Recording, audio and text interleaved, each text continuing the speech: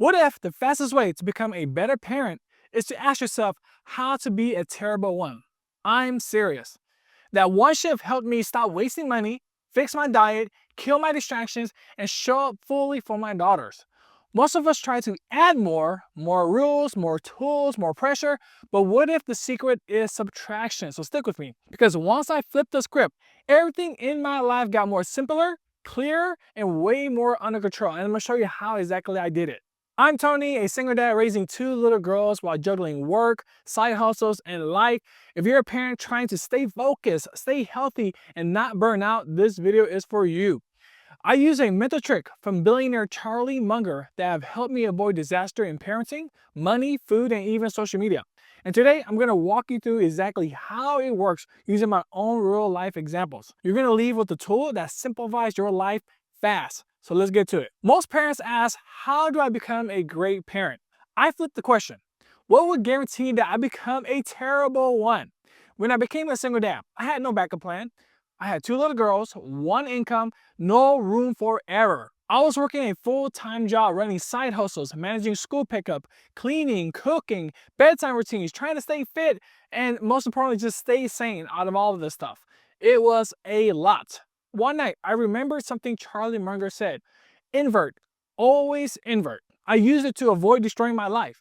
Instead of asking what to do, I started asking what not to do. If I wanted to screw things up, I would stay up late scrolling on my phone. I would eat like garbage. I would stop exercising. I would keep spending money on things that I don't even need. I would miss bedtime routines. I would neglect my job, get angry at the kids, stop learning, blame everyone else. And suddenly, I had a clear list of things to avoid. The power of inversion is this: it gives you clarity through subtraction. It's easier to avoid failure than to chase perfection. And once you avoid failure long enough, success starts to take care of itself. Now let me show you how I used it to escape social media addiction. So social media used to suck me in when I was tired. After the kids went to bed, I would grab my phone just to check one thing. An hour later, I would be neck deep in politics, drama, people flexing their fake lives. It didn't help me. It drained me. I tried different systems for help, but I was still burnt out. I was still getting distracted, still frustrated. So I went back to inversion. If I wanted to fail as a dad and as a worker, what would I do? I would leave YouTube on autoplay. I would keep all my apps logged in. I would say just one more video.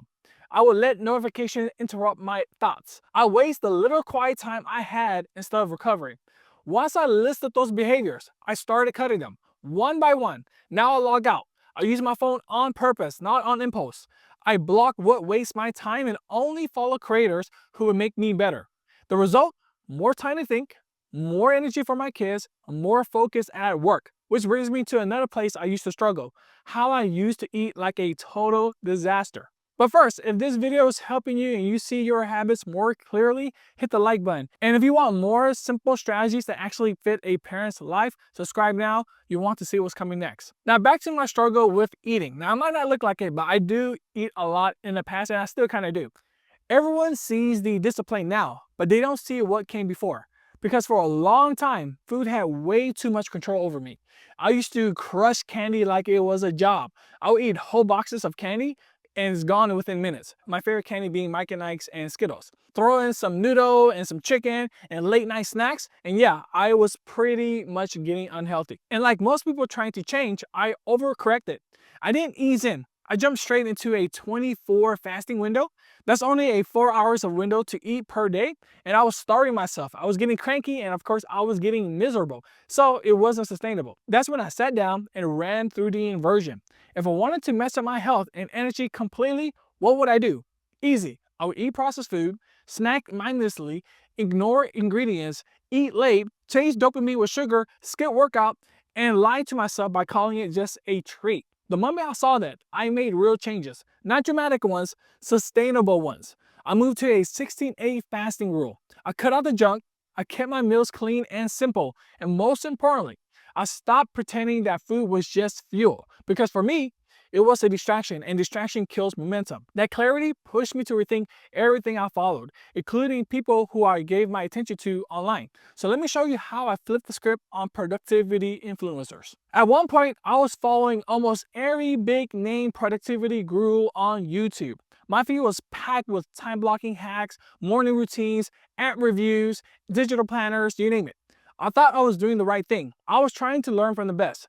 But here's what nobody tells you. Watching productivity content doesn't make you productive. It makes you feel like you're preparing while you're actually avoiding. And the worst part, I didn't notice it at first. I was downloading new apps, switching tools every week, tweaking systems, but my actual results, I was still stuck, tired, and overwhelmed.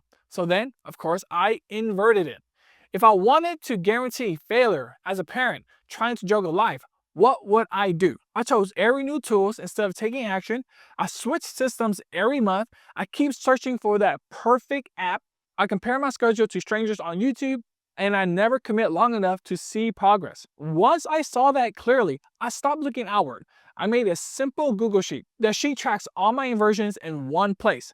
I don't need a fancy dashboard, I just needed clarity. And if I'm unsure of something, I just ask ChatGPT. I dump all of my messy context in AI and just ask it to apply the inversion to my situation. And the output is usually gold.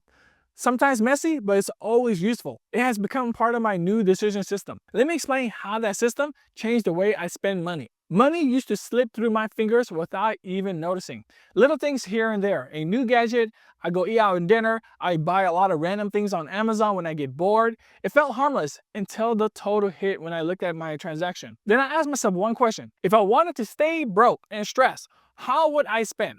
The answers came fast. I buy things I don't need, say yes to every invite just to be polite. I would chase dopamine with new gear or upgrades. I would spend money out of pressure or boredom. I avoid checking my banking account, ignore long-term consequences. All of that makes it clear to me that I'm doing something wrong because I was doing almost all of it. I was trying to build a better future for me and my girls, but my habits didn't match, so I had to change them. Now I run all spending through my filters using inversion.